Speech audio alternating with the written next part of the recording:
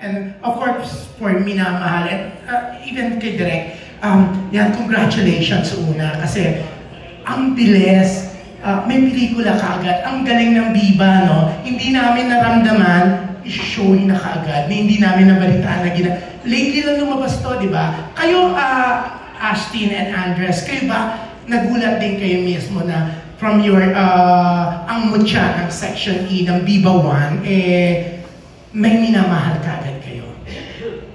Ako personally po, nagulat po talaga ako kasi parang nung natanggap ko yung amutya ng Section E, parang hindi naman po ako nag-expect, parang akala ko hanggang doon na lang yun. And sobrang thankful po ako na nasundan po agad siya and movie din po with Andres po. And you, Andres? Yun nga po, parang ako din, di ko din in-expect yung support from the fans, from amutya ng Section E, tas ngayon sa minamahal sa movie nito. Parang sobrang grateful kami, di ba Ash, na parang the support that we got from the fans and now may movie kaya we just want to do our best for them. Yeah, and teaser pa lang, milyones ng views. Oo. Actually, si Astin naman talaga kaya napatunayan yung kasikatan niya. Kada post mo rin ngayon, milyones, di ba Astin, di ba? And even Andres naman, di ba? Pero ikinagulat nyo pa ba yun? Yung dami teaser pala, ang dami na kaagad views. And ang sinasabi nila, paano pa pag-trailer na? Siyempre po, nagulat po kami. Like, alam ko po, personally talaga na may maraming keepers na naghihintay. Pero hindi ko po in-expect na ganun kadami po yung suporta na makukuha po namin. Kaya sobrang grateful lang po talaga. Ako din, parang hindi ko din in-expect na bigla, new views was gonna be millions. And kahit nung nagising ako the following day, nagulat talaga ako. I was like, oh my God, naka-millions na. So, sobrang grateful kami sa mga fans and lahat na support sa amin. Yeah. And syempre, iba rin naman kilig nyo, di ba, Jean, no? Grabe yung kilig sa love team nila, di ba? Oh. Ikaw mismo kinikilig sa kanila. Kaya nga Kiefer at saka JJ na yung tawag ko sa kanila po. Talaga? Oo nga, Kiefer kasi siya sa sa ang mutya ng Section E at ang bongga ng Viva 1 because of that, di ba? Kaya talaga ang bubongga din ng mga bagong shows ng Viva 1, di ba? Direct nang sinabing ikaw ang hawak ng minamahal, 100 bulaklak para kay Luna.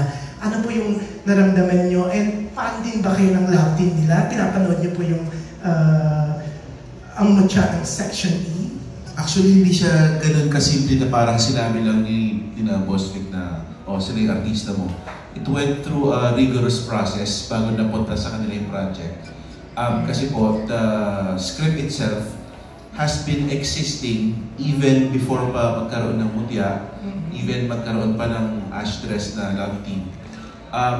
Ako personally, natutuwa ako kasi alam mo yun, yung hindi ginagawa yung project just because nag-viral yung mutya. Alam mo yun, talagang dumaan siya sa typical process na, okay, meron muna story, and then naging script, and then pinitch muna sa kanilang dalawa, pinitch muna kay Aga, pinitch kay Boss, and then when everyone agrees na, okay, maganda gawin yung project na to, saka nagkaroon ng minamahal. Pero, so nauna na nga, di ba, yung script, story, everything. Pero may part yung success ng syempre, ng promotion ng Section E. Kasi kaya nga sila pinartner, di ba? So, yun. So, nung yun nga, tinanggap na si kay Aga, okay, kay Andres Astin. So, anong naramdaman mo, Direk? Very ecstatic kasi hindi naman sa hinahabol natin yung pagiging viral nila sa mutya. Pero it really is a factor kung bakit very celebrated kahit teaser pa lang.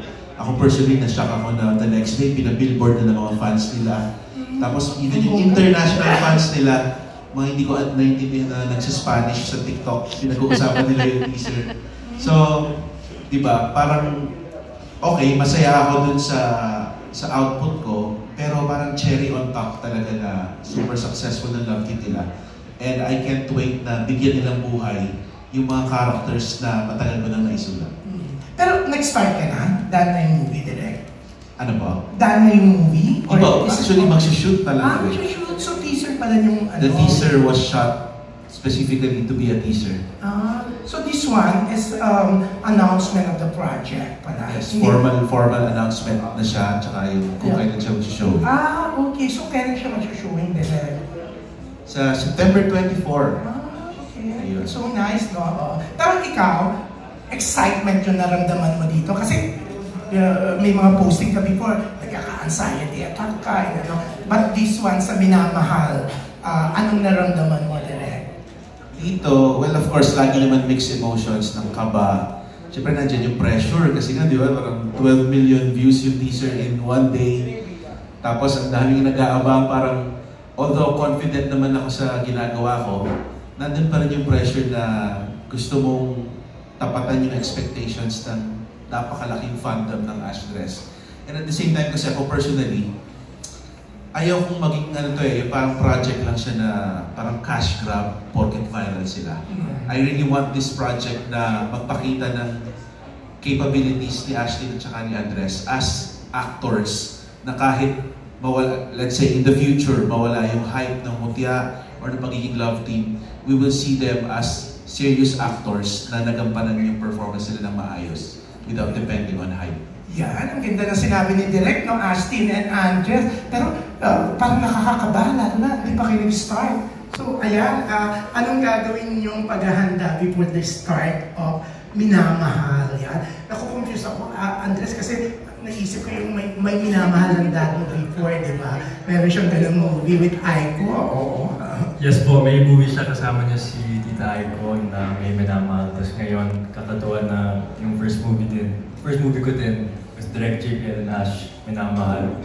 At syempre, nag-ready na kami ni Ash, nag-workshop kami, tapos yun nga, it's going to be a fun process and we're gonna learn many new things, especially since bago pa kami, and thank you din to Direct talaga because he's gonna be there to guide us. And Yeah. Yes.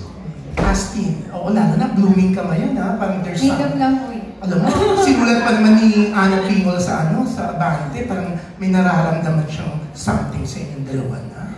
Siguro sa preparation po, syempre, dun po talaga ako nagfo-focus sa script. Minimake sure ko po talaga na if magtitake na po kami, kabisado ko na po yung script para kapag nagtitake na kami, ang ifo-focus ko na lang is kung paano ko makukuha yung emosyon ng character. Yun po. It's so nice. So we're all excited for Minamahal, 100 bulaklak, 100 bulaklak para kay Luna. Yan.